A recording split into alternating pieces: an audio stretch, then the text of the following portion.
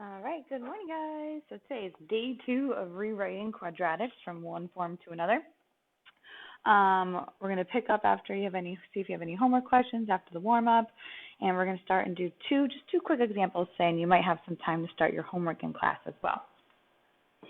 So just to emphasize, today we are focusing on the completing the square process, but the A values aren't going to be 1, which makes an extra step in that process.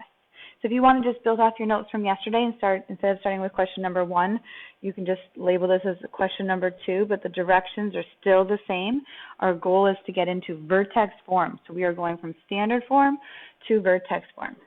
So I'm going to give you y equals negative 2x squared minus 6x plus 1. And we're going to follow those 4 steps from yesterday.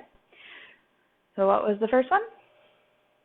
Yep, that is get the A value equal to 1.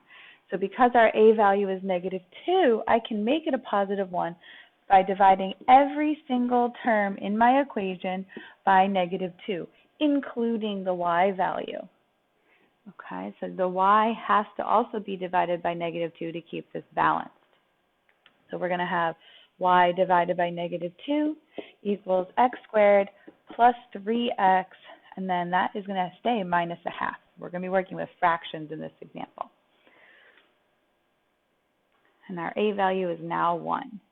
The second step from yesterday in the completing the square process is to move the old c and find the new c. So right now, this trinomial on the right-hand side is not a perfect square trinomial, and we need to make it 1 so we can factor it. So we're going to add over the 1/2, this c term, to the other side. That'll give us y over negative 2 plus a half. And then I was putting in that placeholder for the new c term. That helps you remember you got to add it to both sides of the equation. We're going to find that c value using that formula b over 2 squared. And when you're using the b over 2 squared, you are not looking at the original b value. You are looking at the current b value, which in this case is a positive 3. So you're looking at this b value, not the original.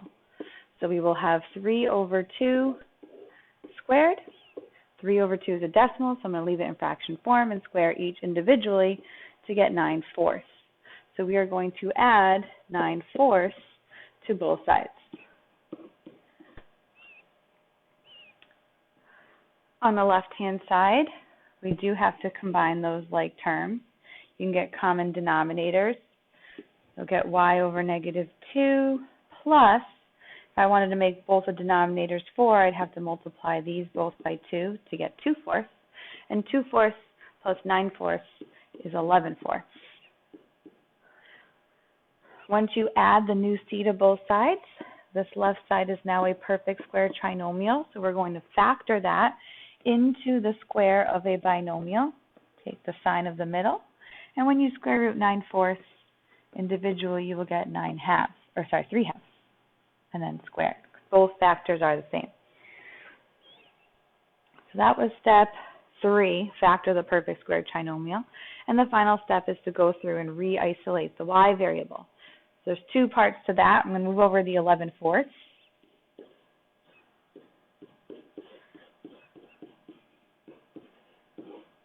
So it's going to become minus 11/4 on the other side. And then we need to get rid of that negative 2. So we're going to multiply all the terms by negative 2. So we're going to get y equals. This is a term right here. So that's going to get a coefficient of negative 2 because you can't distribute the negative 2 into the parentheses because of the square. So that's going to be negative 2 times x plus 3/2 squared. Okay, that negative 2 becomes your A value, which makes sense because the A value should never change. The original problem had an A value of negative 2. The ending problem should have an A value of negative 2.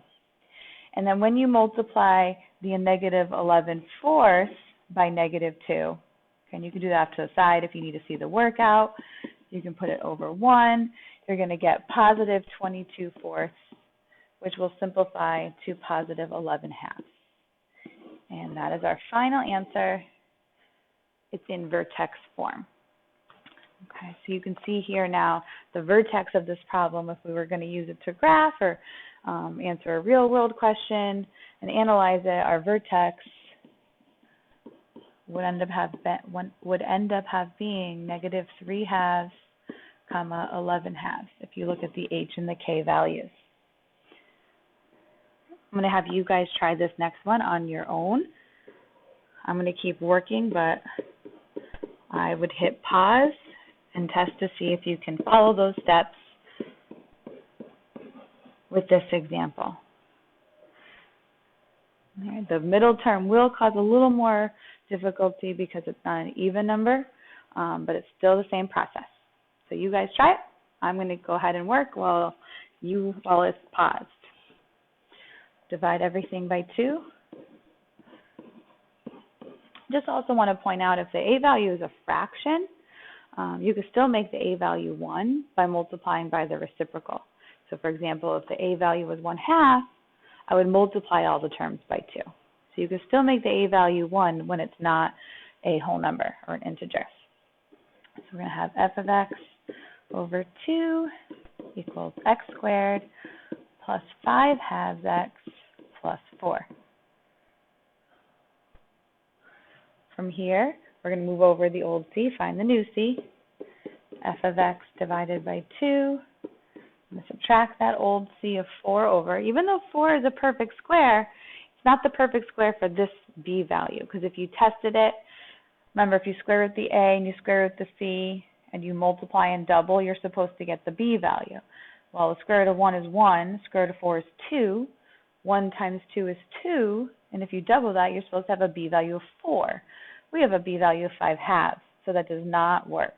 This is not the correct c value for this particular trinomial. So we have to find the one that works for this trinomial.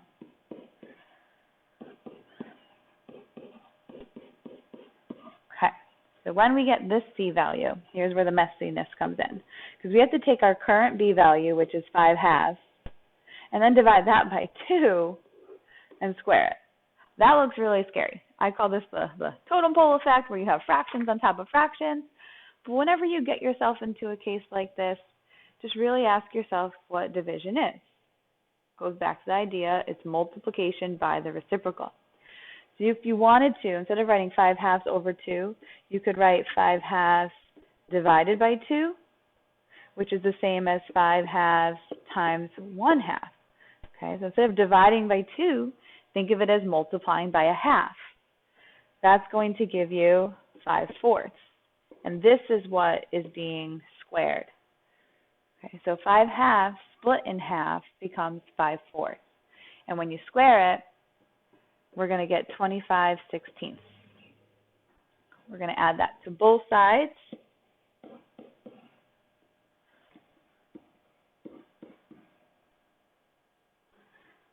Okay, so we're going to have f of x over 2.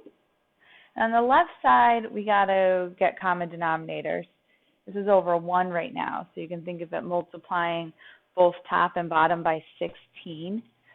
So if you do that, 4 times 16 is going to give you 64. So this is really negative 64 over 16. Okay, this term right here is really negative 64 over 16. And negative 64 over 16 plus 25 over 16 is going to give you negative 39 over 16. So common denominator work with fractions. The right-hand side is now a perfect squared trinomial. I know this doesn't necessarily look like it, but it is one, now that we found the c value. So if we factor that into the square of a binomial, taking the sign of the middle, and if I square root 25/16, we get 5/4. Final step was to isolate y. So we're going to add over the 39/16 first.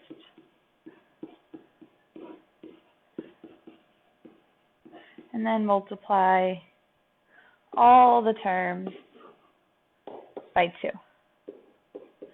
So our final function in vertex form is 2 times x plus 5/4 squared.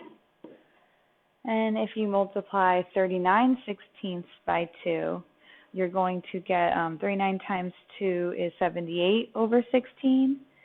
And 78 over 16, if you simplify that, is going to become 39/8. So plus 39/8. When you do 39 over 16 times 2, you can also do some cross canceling. You can make that, divide that by 2 and divide that by 2. And that's another way to get your 39/8, because 39/8 cannot be simplified any further. There's our vertex form. We are done with that example. And I'm just going to put a quick final little summary up on the board of the rewriting process. So when we are rewriting into different forms, there's different strategies depending on what form you're going into. And I'm going to abbreviate here. So if you are going from vertex form into, or intercept form, vertex form or intercept form into standard, like we were doing yesterday, that's when you're going to have to do all the distributing and the combining like terms. So it's pretty much distributing out the problem and combining like terms in the correct order. When you're going standard form into intercept form, which was our goal of last section, that's just factoring.